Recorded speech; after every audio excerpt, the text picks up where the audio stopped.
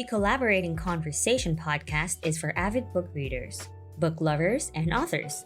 Listen to this podcast as we talk more about the art of writing, stories behind books, and the hands that created them. So stay tuned and enjoy our show. Welcome to the Collaborating Conversations podcast. Today's episode is part 4 of Foundra series Deep Dive by author Emmanuel M. Arriaga. It's been a while since we did last time. Since we went into part 3. For part 4, I guess, we discussed previously that you're setting up the audio. You're looking for an actress or actress or actor or voice actor, however you want to describe, to re-record your second book. Why don't you go ahead and describe that process of finding a good actress or actor, and what qualities are you looking for? Yeah, so we're setting up to. So the second book was published earlier last year, and right now I'm working to find an audiobook producer and voice actor or actress, and I spent a lot of time doing creating very detailed audition files. So like the one that I did for this specific audition cycle, I had snippets from about 4 different scenes, and the snippet, it was focused on the internal dialogues that Lanrette does, as well as a scene that required use of voice effects, because that was one of my required things, was to actually do some voice effects for the Relish Kel, because I wanted them to be these otherworldly beings, and so it was important to, that they didn't just sound like a normal character, and then just typical dialogue. A couple questions there, follow up. When you're looking for an actor to do the parts, you do request that they can do some effects. Are you trying to keep in contact with the first book? Because I know that was something that you had done as well. However, it sounds like it also is just part of the character. And is that typical for audio voice actors to do effects, or is that atypical? It depends. Some books don't really need them, but for my book, I've always been interested in doing voice effects, especially because there's telepathic communication. So whenever telepathy is used, I wanted to distinguish that from regular dialogue. The Relish Kel, like I mentioned before, they're supernatural, otherworldly beings, so wanted them to sound inhuman. And then some of the other villains and side characters, like they might have like the Seshra from book 1, which were the minions of the Eshgren. I had some voice effects done for them as well, and so I think it makes sense in my book, because of a lot of the different variety of characters, to distinguish some of those specific characters. I actually had one guy audition for the first book a long time ago who really went all out with the special effects. He had audio of Nevin when he was inside the BRS frame, which is this massive mech armor. He actually did audio that was like mech audio, it was pretty good. It had battlefield effects. He was pretty solid. The issue that I had with him was that he refused to do certain types of scenes. He's just he wasn't comfortable doing adult scenes or different things like that, and so it's just you can't just cut out portions of the book.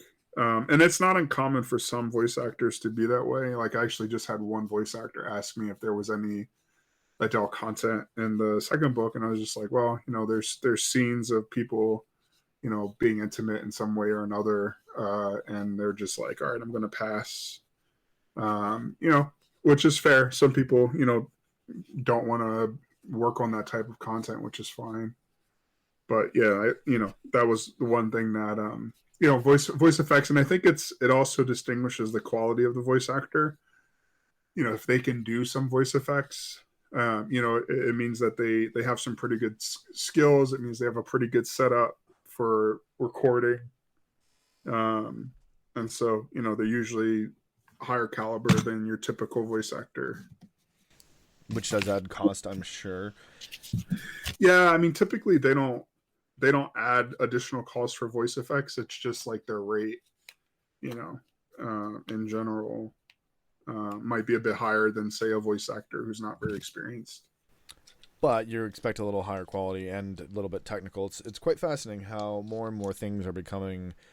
Some technical skills are more required for certain jobs and certain roles. Is it pretty common for do they give you reasons, or you don't really care what the reasons are for not doing adult content? It's more of, hey, if you don't want to do it, that's fine, but it is required for this book. Yeah, I mean, they'll just say like, I don't do that, and I'm just like, all right, that's fine. It's not a big deal. Yeah, I'm sure there's a very good reason. Some people probably for religious reasons or other stuff, and at the end of the day, it doesn't matter if it's not going to work for you. It's not going to work. It's nothing against them. They're probably great. Just you wrote it in the book for a reason, right? Yeah, one thing that actually is quite common is people might for those types of people, they might actually say like, oh, I don't do swear words. So like if there are swear words in the book, I won't do it, which is fine for me because I don't use swear words in my books. And I actually created in the second book, I actually created swear words that were native to the universe that don't actually mean anything, and so like and so the characters will say these expletives, but it's not like an actual expletive. It's like the native, it's like in Battlestar Galactica when they would say frack, right? It's like that's exactly what I was thinking. Yeah, but like a common one in the Foundra universe, starting in book 2, is Vusk, VUSG, and so that's a common expletive that's used, and I did some research to like find out how to make like a good expletive. So it's like how and so there's similarities to like the punctuation and in how it's said and things like that, but it means absolutely nothing, right? Like it has no meaning in any language except Foundra. And once you read the book, you're never gonna not say it. Just like everyone who watched Battlestar Galactica is now says frack whenever they can. Yeah, and it's funny. I actually implemented it based off of feedback from a friend of mine. He actually he said his specific dialogue was around Dexter, because Dexter's like this gritty assassin type, who grew up on the streets, is very like. He's a sentinel, right? And so, my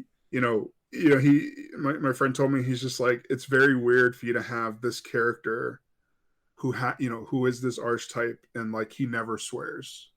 It's just like because he's like this wisecracking, like gritty person, and so it's like, there's some validity to that, and so. In book 2, like Dexter swears like a sailor, right? But it's all it's these made up words. How does that affect continuity though, since he didn't do that in the first book? I mean, it's character development. There you go. I think it's it doesn't really, I think it just brings more to his character in the second book, and there are some characters who swear and there are some who don't, right? So like Nevin, for example, his character was very much, not the type of character who swore. He had some belief structure and morals, that kind of prevented him from doing certain things in the first book. And so in the second book, like you'll never see him swear, right? Even though like a lot of characters around him do. And so it actually is interesting because it adds a dynamic into the universe, that I hadn't thought of before, And so it actually, I think it helps bring the book to life a little bit more. Because it's an easy thing to like switch on. So like, the second book deals a lot with space pirates, specifically Het Rastat, which is this notorious band of space pirates. And, every single member of Het Rastat swears like a pirate, right? And so it actually helps bring some of the characters to life in ways that, I hadn't thought of before. But it's not actually saying real swear words. So I'm comfortable doing that, but it does allow me to bring the universe to life a bit more. Excellent. I know that some people might find that odd, like, depending on your audience, you're okay with an adult content scene, but not okay with swearing. That seems like not a contradiction, but seems like a very interesting line. As an author, do you have to sometimes forget about your own morality when you're writing the characters, or when you're deciding what to put in and not put in? I don't think so. I think, it's like, sex is not something that's bad. Like, it depends on the context, right? And so I think, and so I don't feel like it's, a bad thing to have characters who do it in that context, right? But, depending on the context, like, you may feel a different way around that character, right? But, swearing, I think, is one of those things where, at least for me personally, like, that's a value that I have. So I don't swear in real life, so I wouldn't write a book where people are swearing. So it's just something that I struggle with. When I was in college, I used to swear like a sailor. And so, I gave that up, it's not something I want to go back to. I totally understand. I know, at least for me, different seasons will be more sailor-like and other seasons will be more saint-like. Just depends on what's going on, and I flip-flopped a little bit a few times. Interesting thing about being a human, we can change our minds, and sometimes we're okay with something, and then, we're like, I'm no longer comfortable with this anymore. Yeah. Do you find that fun to develop your character and kind of give them different morals than what you yourself would do, or do you find that a difficult process? No, I mean, I absolutely do. And it's actually I would say my characters come alive to me. I might have mentioned this before in previous deep dives, but one of the things, with the characters, when I'm writing a character, that character kind of writes themselves. Like, it's actually a weird experience, because they come alive on the paper, and, you kind of get in their head and, react in a way that they do that might contradict a way that you would normally react. But, you're bringing that character to life, and you just kind of letting that character be that character. And yeah. Where do you get a lot of inspiration for your characters? Friends, family, different situations? Yeah, I think it's something we talked about before. I think it's very, characters are a mix of different ideas.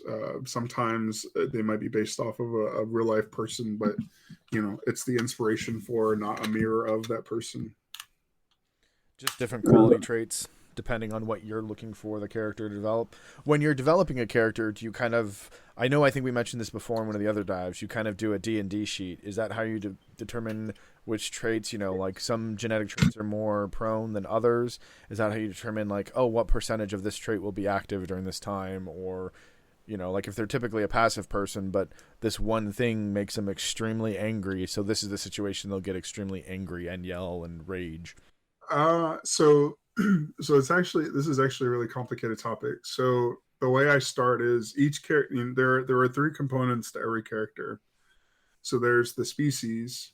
If we look at all the different species, so we have the Darbol, the Dosfin, the Hoxum, the Kentaur, the Husians, the Jun Sorrenta, which are introduced in book 2, the Kuven, the Lexameni, which are all introduced in book 2, and some of those are talked about, but they're not really seen until like book 2 or book 3, which is in progress. The Tuzan, the Uri, Vampire, Irritine, and Human. Irritine are introduced in book 2. and so it starts with the species. So like, what's the species character type? And each I have a detailed character species sheet, like you would in D&D, that details out attributes of the different species. For example, you'll have like if I bring up I'm currently looking up Yuri, or I forget how to pronounce her name. Which one? URI. Oh, the Uri. Yeah. So the Uri, they have, if you look at, I have a character sheet, and I think in the appendix I also put some of this information there for book 1. But have different complexions and things like how they look, physical characteristics, their build, what color their blood is. Sometimes that's important. What their hair color spectrum is, eye color spectrum, how they reproduce, what their mating culture is, what species they're compatible with, a brief history of the species. Depending on the thing, they might have miscellaneous context. Like the Uri, are very tribal. And so, there's a whole tribal structure, similar to like a caste system, where the different tribes, some tribes are very powerful, some tribes are very small. What tribe you belong to as an Ori kind of dictates your standing in life, at least on Peshkana, which is the mother world, where the Ori originate from, and then there are, they're very gesture heavy species. So, they have different, and some species are like this, where they have different things that they do to signify, different things like agreement or, secrets and things like that. And so I start with, what is the species, and that kind of gives me a mental model of that character. And then I determine like what class are they, right? And then, for the different classes, that's when you get into things like, are they an Arclight, an Argent, an Ashna Maiden, which is a class introduced, a class and faction introduced in book 2, a member of the Shah, which is introduced in book 2. They're talked about in book 1, but you actually encounter Shah for the first time in book 2. Shah Hunters, which are introduced in book 2, a Siddhalith, a Cephist, Combat Cephist, Nistif, which is introduced in book 2, Redolim, Scion of Ashna, which is introduced in book 2, Sekniks, what kind of Seknik are they, Sentinel, Wolpan, so once I determine their species, then I determine what class they fall into, and that class, may help define other aspects of their personality, because each class is unique, right?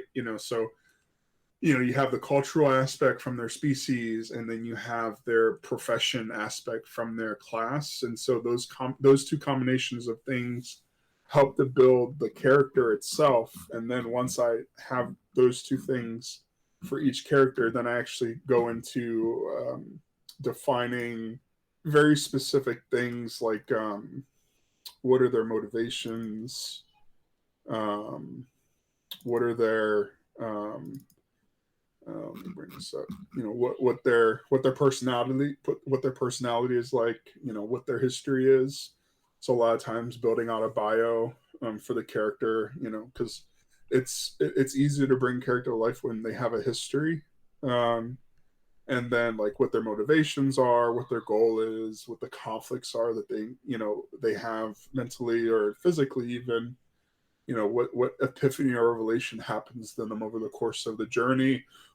Whether it's one book or multiple books, and then what importance they play, and then I get into specifics around like how they look, and that's heavily influenced by their species, and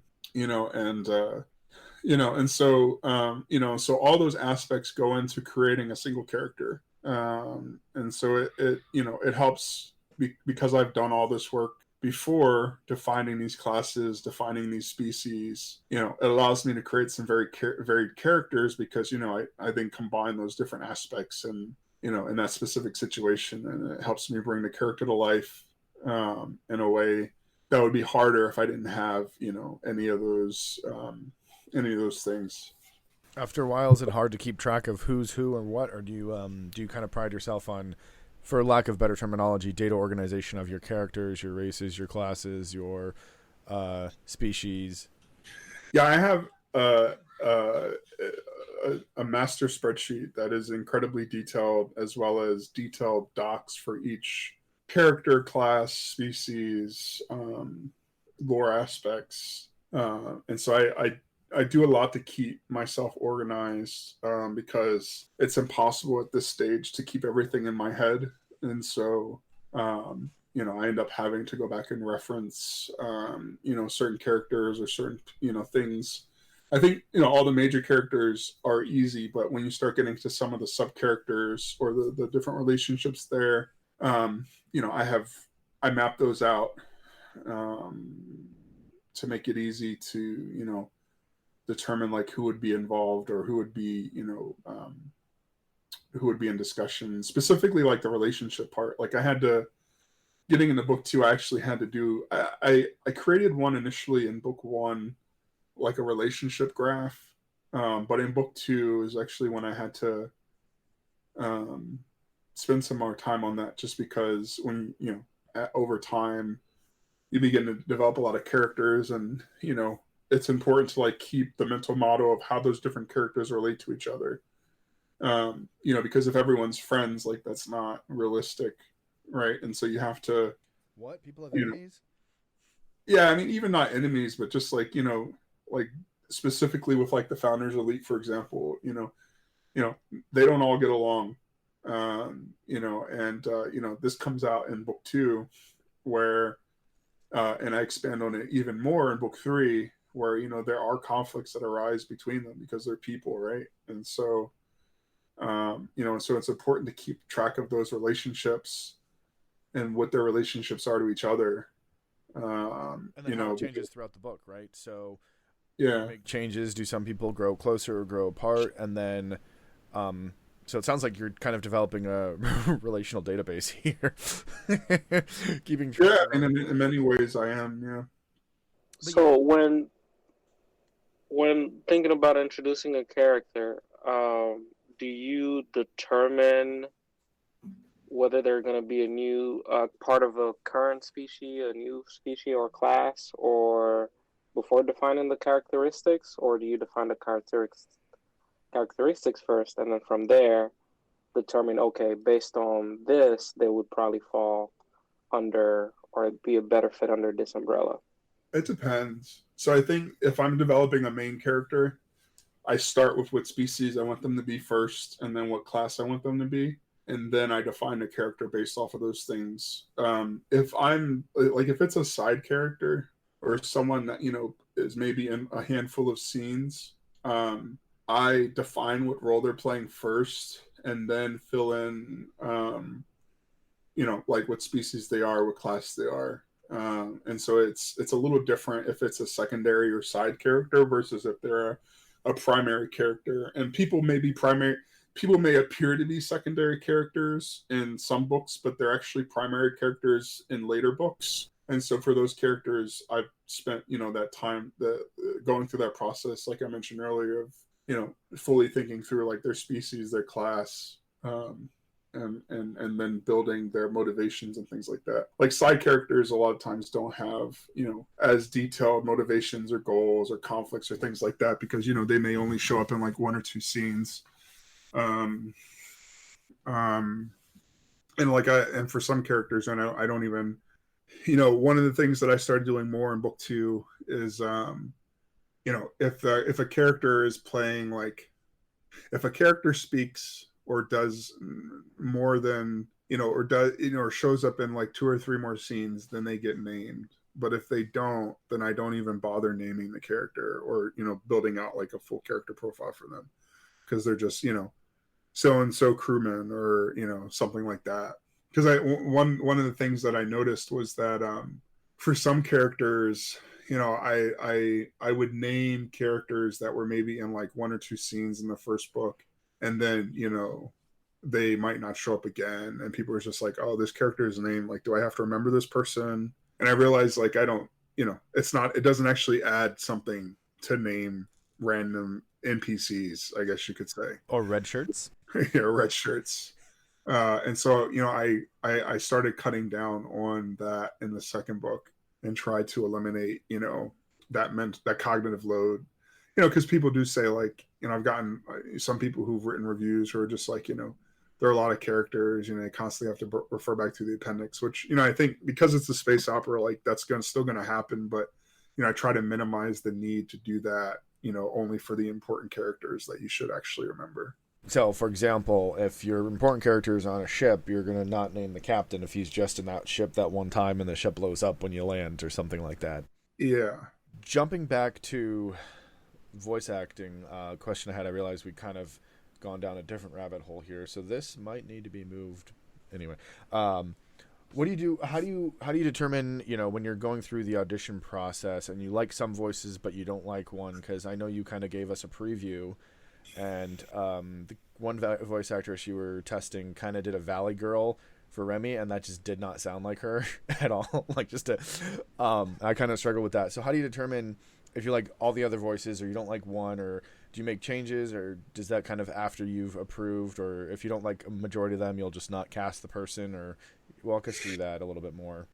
Yeah, so like for my audition, for example, I've provided detailed voice descriptions for each character that's in the audition. And so for the auditions itself, I'm looking more at what their range is. So like, can they do varied voices? Can they, be creative or interesting? And or does everyone sound the same and they're not really doing that much variety? And then, when we actually start working together, like when I was working with my previous voice actress, then we get into like, the specifics of like, how does this character sound? I don't like this approach, but it's also like one of the things that's valuable with the audition phase is like when I provide, detailed notes for the character, do they actually listen to those notes or do they just not care at all? Because I get auditions from people who like they don't even try to do like the different things, the different voices or things, and I'm just like, all right, yeah, not even considering you, right? Because it's just like you're not taking my cues, so that tells me that if I were to hire you, I would have a tough time with actually getting people to follow the guideline. As someone who listens to a lot of audiobooks, it does seem kind of surprising that they wouldn't want to do multiple voices, because that kind of seems one of the benefits of the audiobook genre is you can have multiple voices. I guess, is that kind of helpful with, your character and lore? Does that help the actor or actress who's recording kind of distinguish each character? Yeah, something when I worked with my first voice actress, she would actually do like an audio test for every new character. She would send me like a clip and say like, hey, is this what you were thinking for this character, like how he would sound, and I will, based off of the detailed information that I gave them, and that was actually a really valuable exercise to go through because, we course corrected a few times and just like, no, that's not how I want them to sound, or, let's switch that up. And so it's a really valuable exercise to flesh out, to make sure that each character does sound unique. I think for your faceless Richards, right? Like, for those characters, I have them do generic species accents because each species has a accent. And for those random characters, it's just doing the generic accent. Like I mentioned before, like Tuzans have British accents, right? And so it's like, anytime you encounter a Tuzan character, they're going to be talking like a British person. Anytime you encounter, a Husian or a human, they're going to have, be talking with an American accent. Anytime you encounter Vampire, they're going to have really deep voices. Ori are going to have a bit of a playful voice. So, I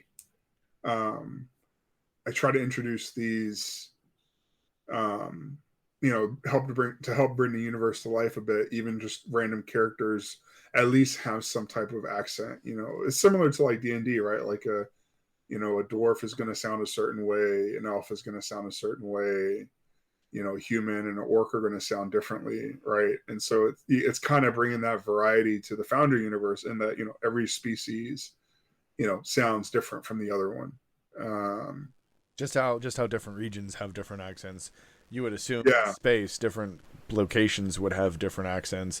Now you are limited to what the voice over artist is able to do, but that's where if you select a good one, there shouldn't be any worries. Looking for an exciting space adventure book, a romantic young adult story, and a fantastic sci-fi read? Get the Foundra by award-winning author Emmanuel M. Arriaga today, and prepare to feed your imagination with never-ending thrill ride.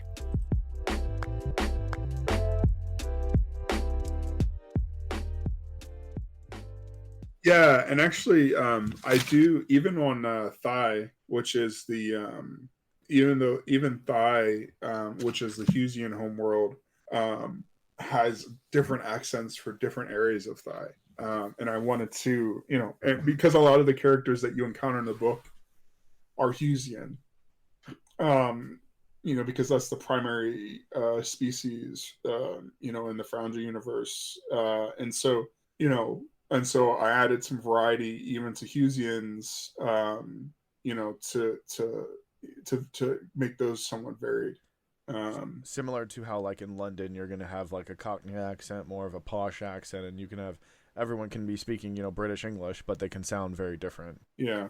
What was it like the first time you heard some of your characters kind of coming to life? Was that a fulfilling feeling? Like, how did that feel for you?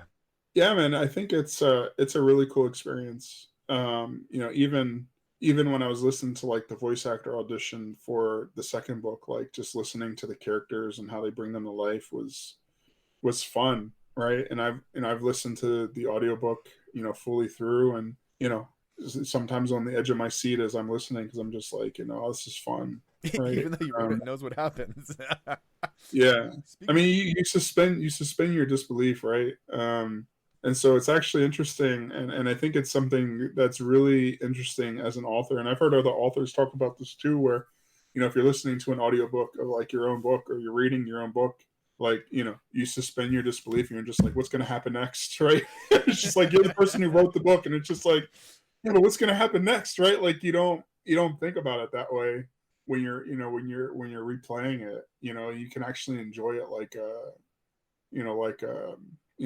someone else who's never, who didn't write it, right? And so I think that's something that's pretty fun and unique just about the whole experience. Now, is there any difference? So after writing the book, you can't obviously send it to a artist or voice actor until the book is written. Do you give them a similar copy, or do you have kind of like a identification system so that they don't have to read, oh, and Remy said, or this character said that? Is it differently? I'm not sure the right wording. Does it? Yeah, no, I understand your question. So no. So what I do is I give them the like the PDF version, or not the PDF, but the Kindle version, whatever their preferred format is. Some do PDF, some do Kindle. And what they do for their preparation for the novel is they actually spend some time marking it up, and going through the process of getting ready to do it. And so they actually have a process by which they go through and prepare for the to start recording. And I think they have different techniques and approaches. You'd have to talk to an audiobook, voice actress or voice actor to get more insight into how they work. But they definitely have their own approach to doing it, because they'll prep different sections, like they'll have cue markers for different things. Some voice actors, I've seen them, like so and so laughed, instead of saying like so and so laughed, they'll just laugh, right? And so it's like they, each voice actor is different, and they have different cues for how they bring it to life. And I think that's one of the things that distinguishes the skill level between the voice actors and voice actresses is, the more experienced, the higher cost ones, like it's a craft for them, right? Like they take your book, right? And then they they go through their process to bring it to life. And it's actually funny, like when I was working with my first voice actor, she actually marked it up because she has an English degree, and she's like, hey, I noticed, like this isn't because they look at it from like the speech perspective, so like there are sometimes things where you can write something a certain way and it's perfectly fine written, but if you were to say that same thing, that's not how you would say it. And so, there were definitely instances where, they would say something differently than the way it was written because, it was, when you're speaking at it, it's just, they handle it differently. It was only a few instances, but it was definitely things I caught, because what I do is when I'm reviewing submitted audio, I have the text up on the other screen, and I'm just going through line by line as they're reading to catch any errors. Nice. That's really cool. That's something that I've always thought of, since technology is kind of adapting and changing. It'd be very interesting if you could have a metadata tag for each character. So as artificial intelligence and other actions come over, I guess curious, as an author, would this be something you would be interested in, is having like essentially an AI that can generate different voices for each character, and then the PDF you submit has metadata and tags for each character, and then it uses different voices. Obviously, I don't think it'd be to the quality of a voice actor, but if speech synthesis could actually get to human level, because as a dyslexic and someone who finds it hard to read, I would love to have more books audiofied, and so a simple like throw this PDF in this machine learning algorithm, advanced AI, and it spits out an audiobook that sounds professionally done. That would be like my kind of wet dream for audiobooks. I'm curious, is that, yeah. It's actually technology that does that. I know is you can add emphasis to certain words to have them said in a certain way. I forget what that technology was called. I know there's some AI in development there. I'm curious though if like that's going to become the future of writing, where you have like metadata tags, like this character said that, because I'm curious if that would make it easier for the voice actor in the future. But I guess they each do it their own way, so they're just going to read it anyway. Yeah, I think what so, and this is what I've been able to discern, at least from the voice actors I worked with. I think when they get to characters, they have sample clips to say how that character sounds. And so, if they get to a certain character, like they'll play that sample clip to like get into the mindset of the accent that character says.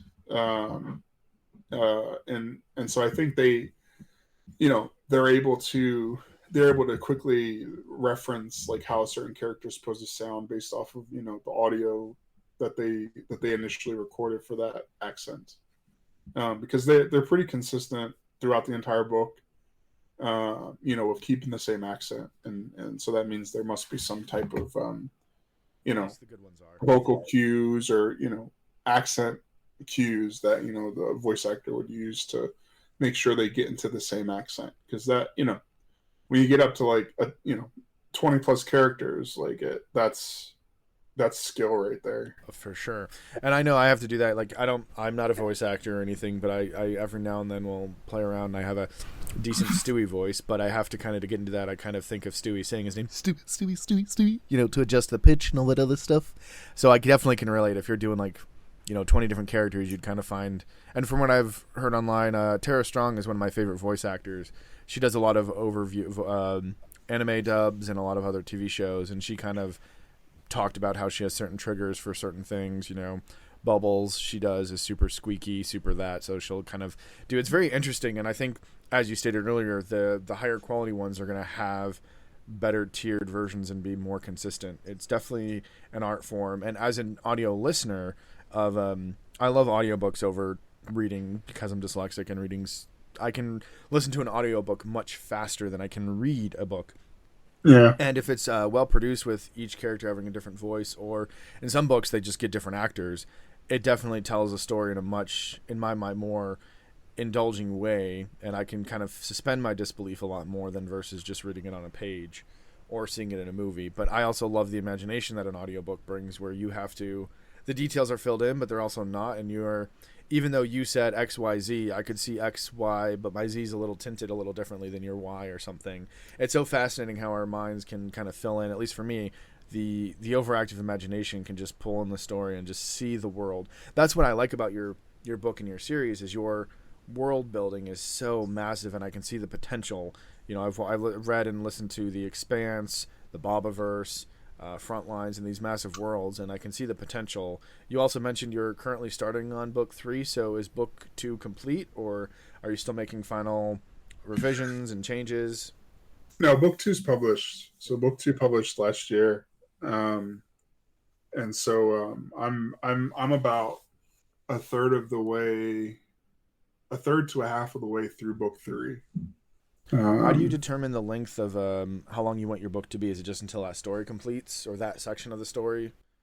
Yeah, that's a tough question. So I do an outline of what I want to cover in that book, because it's important to me to tell the story that I plan to tell, and so I think it's a journey to get from the start to the end, right? And there's a lot of side quests and things or side stories in there, that build up on things that will happen in future novels, or introduction of characters, who will play a role in later books. And so I think um, for the length of the book, they have general guidelines based off of the type of book you're writing, right? So like if you're writing a science fiction novel, people in the industry will typically accept longer novels. So you could do 120,000 word novel, and that's like socially acceptable in the publishing world. Is the publisher who sets the kind of those limits and the genre? Because I have noticed that science fiction books tend to be longer, and when I'm listening to another type of book, I'm like, oh, why is this so short?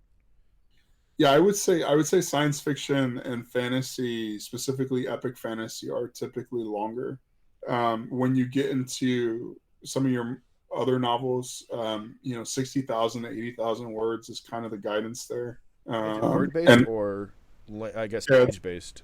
It's word based, and so it's 60 to 80,000. 40,000 is what you would need for a book to qualify as a novel. Anything below 40,000 words is considered a novella. What's a novella? But your average book is about 60,000 words. What's a novella? I'm not familiar with that terminology. It's just a short book. So basically, like, much shorter than a traditional novel. A good example is the Binti series, which is a series of 3 books. Each one of is a novella. So I think they're like 20 to 30,000 words long. So they're very short books, but they're intended to be short books.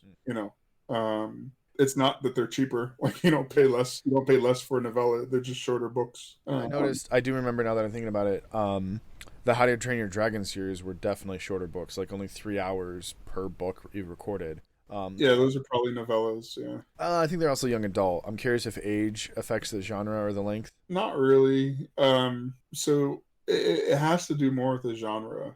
So if it's like a romance novel, some romance novels tend to be longer. And I think if we, there's general guidelines. Like you can look it up online and see, the specific, guidelines for each length of novel.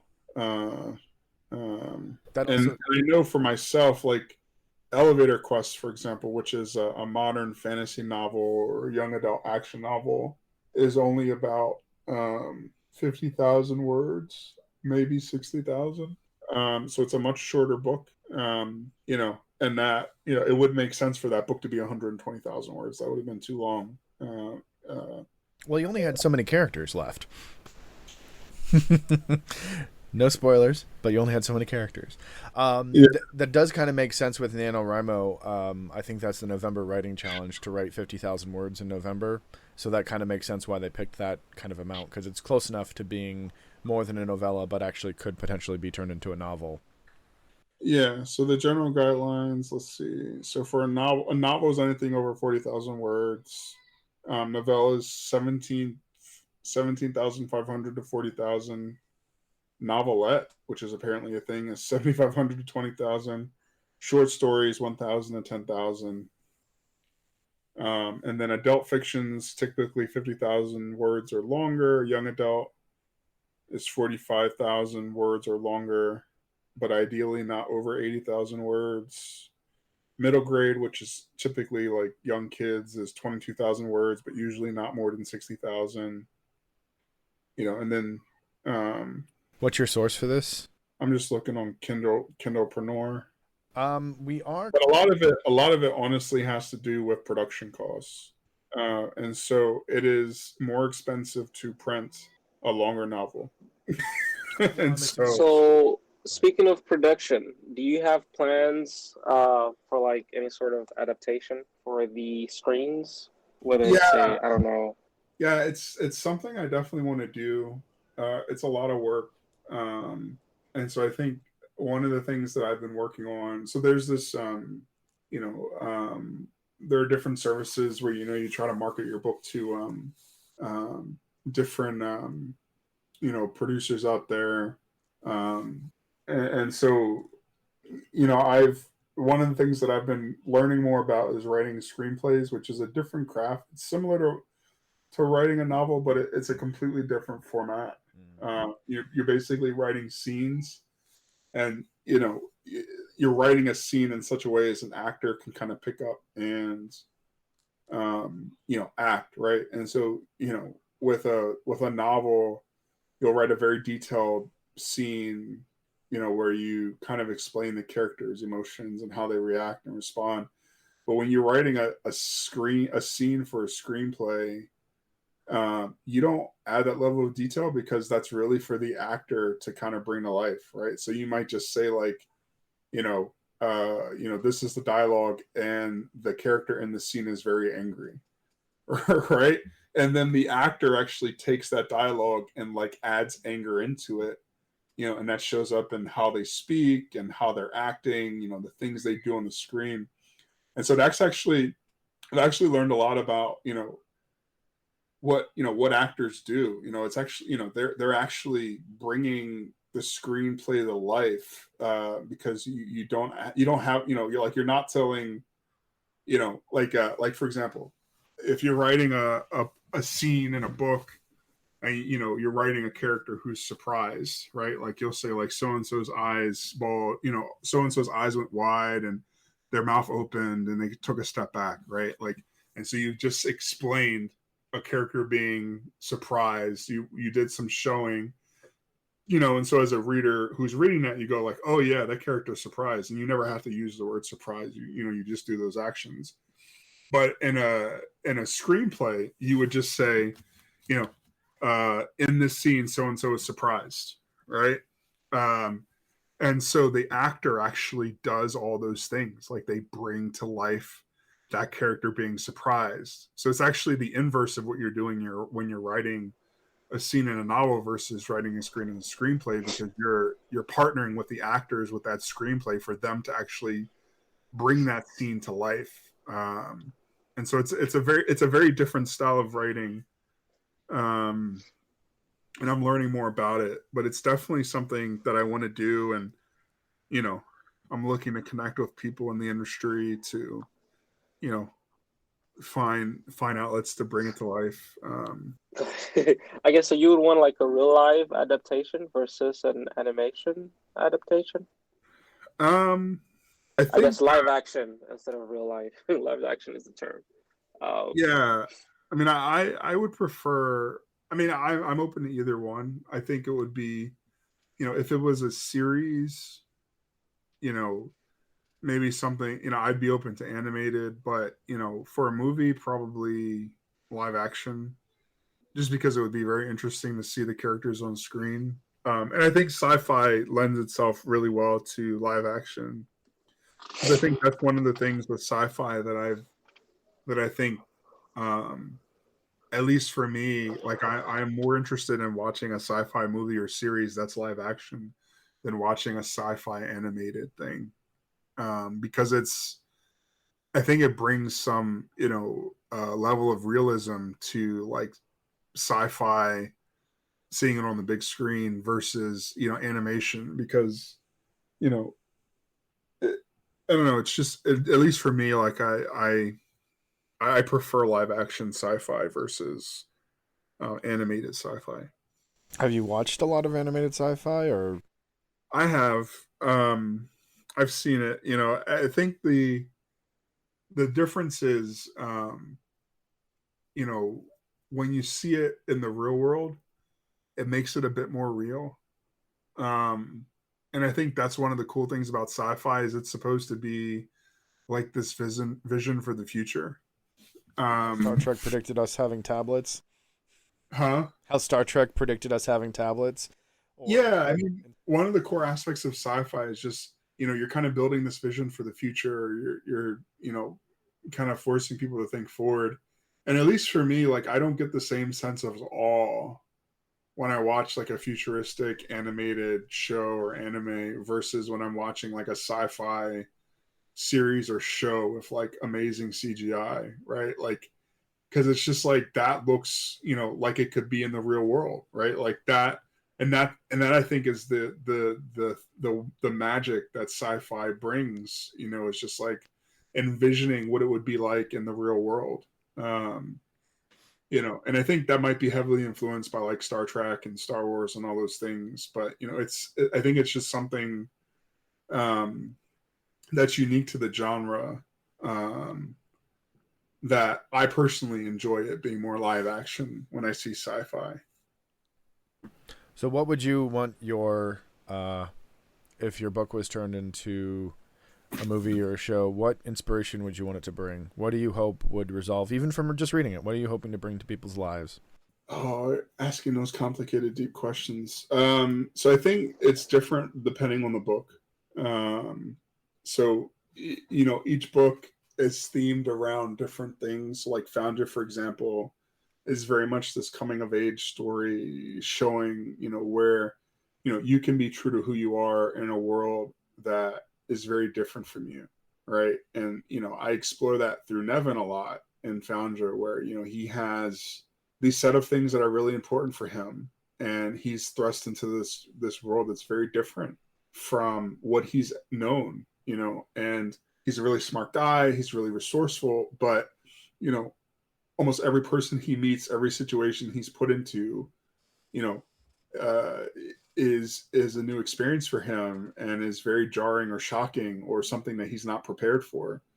And so, book one is showing this, you know, that you can be different in a world that's different from you, right? And I think that's one of the core messages in Foundra. In Pride of Ashna, it's a bit different. I think Pride of Ashna, the underlying theme there is, the world can be a terrible place, but it doesn't have to be hopeless, right? And I think, I show, this hopeless scenario, right? Like in the outer, the Pride of Ashna focuses on this character named Serah Elax, Rez Ashfallen, who is a Dasfen who lost one of her mothers and her sister twin to a pirate raid because her parents, Dasfen are a non-binary species, so they don't have male or female, but they're typically thought to be female, and so because of certain physical characteristics, and so her family goes to the Outer Rim to try to help those people in the Outer Rim, who are less fortunate than them, and the planet that they're on just happens to be raided by pirates when one day, and they kill half her family, and they are rescued by the Ashna Maidens, who are this police force in the Outer Rim who are fighting the pirates, trying to keep some sense of order, because the Outer Rim has been forgotten by all the large empires, right? Like the Husian Empire doesn't care about the Outer Rim, the Tuzan, it's just ignored by the Husian Alliance and the other alliances that are out there. And so these people are forced to fend for themselves in this horrible environment where the pirates kind of have free reign and, you know, regularly raid and enslave, you know, people and steal and kill. And so, you know, Serah Elax, you know, as this very small child, is thrown into this world. And, you know, they get rescued by the Ashna Maidens, and she grows up in Ashna Maiden society. And one of the things with the Ashna Maidens is, you know, in order for them to keep their policing engine going, they have very rigid requirements for anyone who comes into their territory, which is like, you know, you must enlist your young daughters in our, you know, in our military faction, right? Because the Ashna Maidens are this, they're basically like warrior nuns. Like they're chaste. They, you know, they're committed to, you know, Ashna as their goddess, their deity. So they're a highly religious society, and they are, you know, a militaristic society. And so they believe that, you know, Ashna has special protection for, you know, women and women who, you know, are chaste. And so, you know, it leads to them recruiting by force young girls from a very young age who are brought up in this militaristic society and forced to serve, you know, for a few years, you know, and then, you know, they're, you know, and that's a requirement of any parent, right? So if you're a parent and you are rescued by the Ashna Maidens and you are in Ashna Maiden space, they basically tell you, you know, if you wish to remain here, you must give up your daughter. If you do not give up your daughter, you must leave Ashna Maiden space, right? Which pretty much is a death sentence, right? Because it's just like, you can go back to that planet that was just raided and is probably now run by pirates, right? And so, you know, if you're given that choice, give up your daughter or go back to the place where you may die, you know, you're going to do what they ask you to do, right? And so Serah Elax's mother is forced to make this decision, and, you know, she tries to get the Dasfen to come rescue her, but they're, you know, they're dealing with other situations across the galaxy, and, you know, they weren't sanctioned to go out. You know, the Dasfen are normally very protective of other Dasfen, but they, they where there are large populations of Dasfen, they'll send like a droned armada, right, that will keep watch over that section of space. But, you know, they were just a one-off family, right, on a humanitarian mission, right, and so they weren't under Dasfen protection. And so when, you know, bad things happen, the Dasfen are just like, look, we, you know, we'll try to help you, but we, you know, you're low in the queue, right? Like we have a lot of other Dasfen who are in danger that we're rushing to help. And so her mother's forced to give up her daughter to the Ashna Maidens, and Serah Elax grows up in Ashna Maiden society and becomes this warrior, right? You know, which, you know, if you look at Dasfen culture, Dasfen are these peace-loving, diplomatic, you know, humanitarian, you know, pacifists, right? And Serah Elax is not that, right? And so that's an interesting dynamic, because that causes conflict between her and her mother. Because even though her mother lost her partner, you know, she still believes in, you know, Dasfen. You know, she was raised in Dasfen society, you know, and so it's hard for her to fathom, you know, fighting, you know, and going to war. And her daughter is doing exactly that. And so, you know, I play around with Serah Elax in the second novel as one of the main characters, the primary main character, who you know, ends up being this pivotal figure in the Ashna Maidens as this new villain, Sephan, who is a holdover from the first novel, you know, starts to enact some plan in the Outer Rim.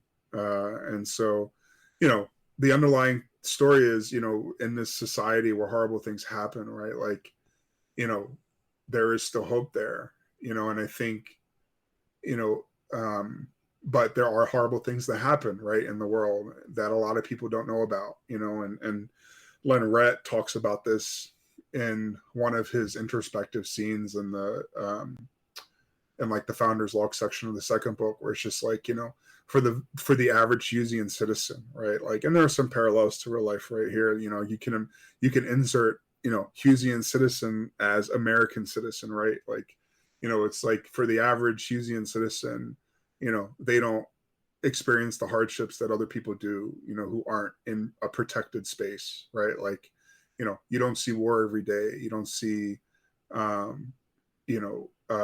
brutality, right, on a daily basis. And there are people that do, right? And so,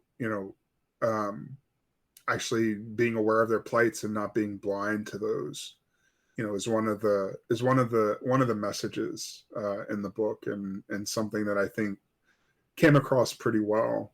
And so, that I do, try to think through what the theme is, or the takeaway is for, each one of the books that I write. And there's a theme that I think of at, when I first start writing the book.